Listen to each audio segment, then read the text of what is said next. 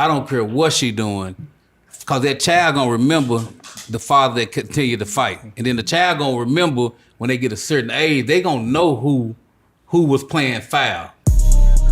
Real life.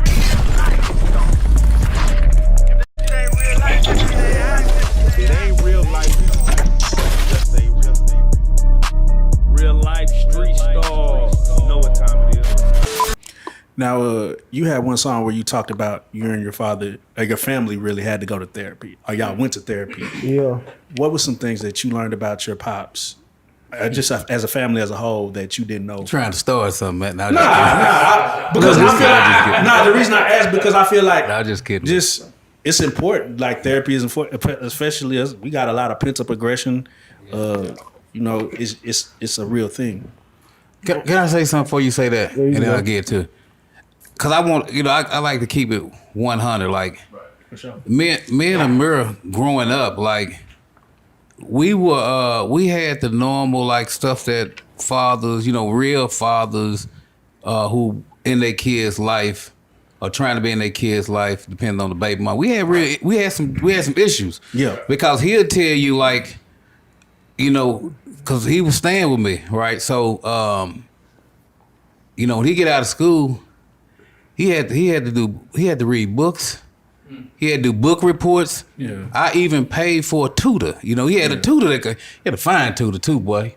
He had a fine tutor. But he had a tutor. You remember that girl? She used to say he had a fine tutor, man. She was bad, boy. But she would come over every day after school because I was and we would have differences because Fast always been. He'll always appreciate the culture. He always called, because I always, growing up whips and cars and clothes, he was fascinated. I ain't gonna lie with the fashion, like with cars, like jewelry, like money, like, cause that's what I'm growing up seeing. Like, you gotta think my uncles and them, everybody in the street. So like, right. I'm seeing this, like everybody got cars, they got jewelry, money. So like, I'm watching, I'm not even watching like cartoons, I'm watching them, but like 106 and Park MTV Crib. So like, I'm infatuated with this. So like, Pops, he really wasn't on that type of time. Like he on some stuff like, man, I'm out the streets. Like, I ain't worrying about who got the clean car. Like, bro was like on some street stuff. Like, bro, it's crazy because he already had it before, so he got to live. Like, he used to just be bitches. I used to think, bro, I'm like, bro, something wrong with bro. Like we could be driving, I could be like, I couldn't even be like, look at that car. He'll be like, nigga, I don't care about that car. Like, and he'll mess me up. I'm like, I'm just saying, Dad, look at the car. Like, that mother clean. Like, but he wasn't on that type of time. Like, I'll be like, ain't I want some shoes. But I know if I call him, he gonna be like, what your report card look like? Yeah, bro. So like, you know what I'm saying? But like him doing that, I ain't gonna lie. Like, him giving me the tool, like, I understand that. Cause like, when I start growing up, it's a lot of fathers that buy their relationship and don't have no relationship with their kids. Absolutely. You know what I'm saying? So I got a real relationship with him. This ain't no, you know what I'm saying? I'm just using him for his money or nothing, like, or I only talk to my child when I give him some money. Like, nah, he really on some real father type time, you know what I'm saying? But Bruce, and I know this might not be your scenario, but what advice would you give to a man who is dealing with a woman that is kind of not playing fair and he can't really beat her like he want to beat her? I've been in that situation. I've been in that situation. I've dealt with. I think I can write a book on child. I can write a book called Child Support. For real, I'm so serious. It'll be a bestseller. It will be a bestseller, man. I'm telling you. But look, and I ain't gonna. And I'm not acting like I just was perfect, because I wasn't perfect in my relationships with my kids' mother. But one thing, when looking back in hindsight, what I would give any young father or any father that's dealing with that kind of stuff when the other parent is not playing fair, man, I would say to them, and this off wisdom, I would say, fight as hard as you can to be present in your kid's life. Because a lot of times as men, because women do that, we retreat, right? And we say, man, if you in them kids. But the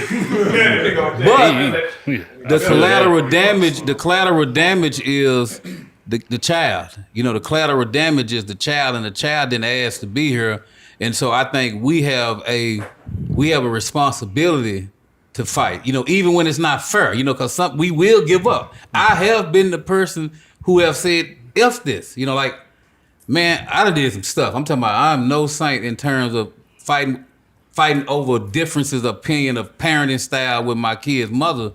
But when I look back in hindsight, it didn't do nothing but affect them. It didn't affect him and his sisters because they had to figure this out. And it made me look as though when I did show up, it made me look as though it was personal to them. But it was never personal to them. So I would tell any father, man, I don't care what she doing, because that child gonna remember the father that continued to fight. And then the child gonna remember when they get a certain age, they gonna know who was playing foul. And that's gonna help the relationship. Like right now, man, that's too much information. I'm not gonna say that. But it had nothing to do with them. I'm talking about something else. To the therapy stuff, I'm gonna say this. Before I probably went to therapy, I'm probably like a couple times, 2-3 times. But before we went to the therapy, bro, like our relationship wasn't nothing like how it is now. Like it was just, we didn't even really just talk like that. Like we talk on some like he might hit me up like you good or something. Like our relationship be like I'm the type of person, bro. Like I just be so chill. Like I can go 2-3 months without talking to him. True. And not even be beefing with him. But it just like the relationship, the bond just 1/3 for me to just be talking to him every day. Right. Like I can see him in my granny house. I might be, what's up? I wouldn't even talk to him. Like I wouldn't even talk to him about certain stuff. Like I probably talk to him more about stuff, my uncle more about stuff than I talk to him. Yeah. You know what I'm saying? I might talk to him about stuff that I wouldn't talk about to him. You know what I'm saying? But it seemed like after we did that, it just after I said everything that I wanted to say, like it's like it took away out my shoulders, and ever since then, like that's a Jeff, you know what was funny too? That's true. It's a true story. You know what's funny though? Yeah. What's it? Cause Amir, like he said, he was just like that. Didn't talk, blah blah. He don't talk unless it's a read. He didn't just do a bunch of tapping. But when we did our therapy session, boy, when that lady started talking to him and asked him about me, boy, he started talking. I didn't even know he could talk that much. I'm like, God. And he was saying so much stuff that it was good because it allowed me to look at how I affected him in the stuff that I was doing. He had a lot to say. I'm talking about a whole bunch of, but it was, at first I was getting pissed off and mad as he was talking to her because I was like, I ain't never heard this before. Right. But then I had to really start thinking like in terms of, really understanding how do we develop that relationship. And so it kind of helped me, look at me and then create the relationship where we had those gaps. And then my brother Joe over at Fatherhood Over Every Hood, I say this on camera because this brother here, we bonded off our love for being parents and being black fathers and et cetera, et cetera.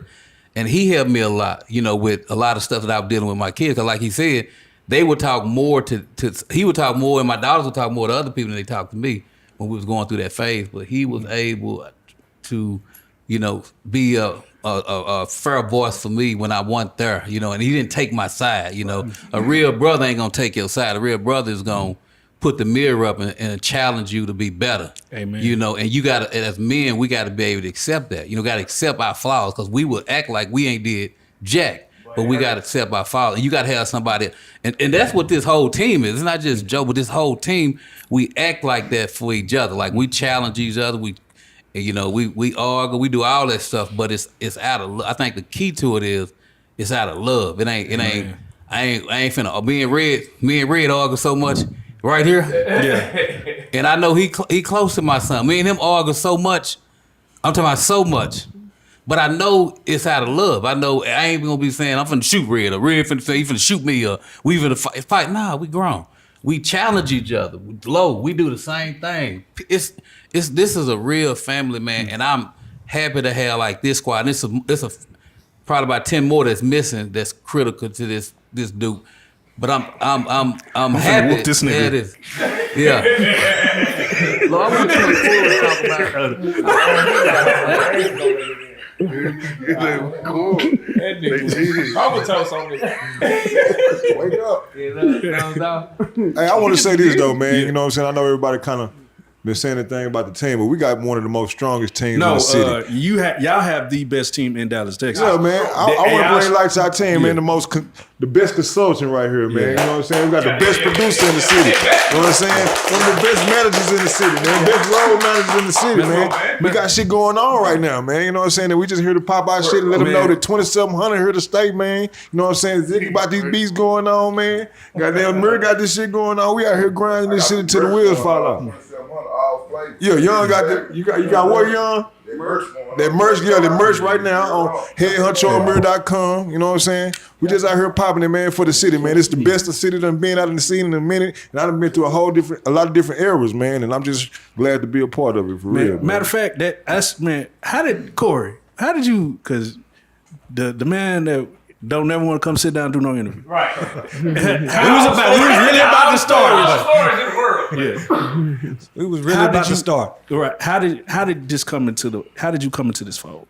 I've been friends with Bruce and been like uncle for 17 years. So kind of like sitting there listening to Bruce, like we've been through a lot of the music stuff. I was still, do some consulting here and there on it, but I knew I wasn't gonna do the label stuff anymore. I wasn't gonna do management for sure. So I knew that, just being involved. And then when he came and let me hear his stuff, and it's like, we're about to do it. So it was like, let's go. So Let me ask you this, because you're a veteran when it comes to music. What do you feel like the difference is? What opportunities do you feel like he has that weren't present back in your time? They changed the whole scene by how they really are. Like a lot of the stuff, finding out from him and being as humble as he is, and then the bond, like Congo can tell you, their whole other side over there can tell you, they're serious about, ain't no deal going through that they won't work together. And that they are push this first. I've never seen nothing like how the New Dallas movement is real brothers. I mean, promoting each other, putting it in front of each other. Like I had to see that firsthand because I caught it on the end of it, and that part was like amazing to me. Yeah, Corey was instrumental in inking this deal too. Yeah, we talked about camera about that, and in 5 minutes, I felt like I got smarter about the music industry just talking to Corey, and I'm like, how many? And I asked him this. I was like, you could be red hot and not get the deals that y'all are probably getting, and we're not going to disclose the deal. But my question that I have for him is, how many people are missing out on good deals by just not having good representation? I think it's a couple things. Like Amir, nobody puts out as much product as he does, and consistent heat on everything. So when you have something like that and you're out there, I mean, I've never seen a workhorse engine like that. And then as quiet as he is, one of the first few things that we would have was that we understand that if he said yeah, that don't mean yeah until he says good motion. Because he's gonna let everybody put their part in, but he really, when he feels something, he'll get behind it. So everything on his deal and all of that was talking back and forth to Ward, talking to him like this is a real label deal. Like this is, you got a real partnership. They made a lot of stuff happen unique to give him that, but it was based around what he wanted, and we would talk back and forth, and that really went on for about 3 weeks. And there was everybody tapped in, but there was a good 8 or 9 labels all the way till the last day, to where it was going back and forth, and it was like getting crazy. But I thought he wasn't going to take this deal because there was so much star power on other ones too. But I mean, it was a good deal. And we have a great relationship with the label. We got a great relationship with everybody that's working on the stuff too. So I feel good about it. Man, Amir, you got to tell me, like, for you to be, like you said, you're fairly new with the rap, and to be able to get courted by 8, 9 labels, how did that feel, bro? Everybody hit him up. I'm saying that's the ones that you really had to read. Yeah. You had to read through all those to the last minute. You said it was like 8, 9 serious labels. Oh yeah, great, good deals. How did that feel, bro? That's crazy, bro. Ain't no life. It feels so good, bro. Like going back to them days before I signed, it was like going on field trips, like like labels flying you out, taking you to restaurants, games, everything. Like you just like, it's like you just a kid, like just at a candy factory, like you just going on all these free trips. Like, everybody interested in you. You know what I'm saying? They see the hard work you done put in. They see something in you. So when I seen everybody tapped in, like they just let me know, like, shoot, I got something in me, like I gotta keep going.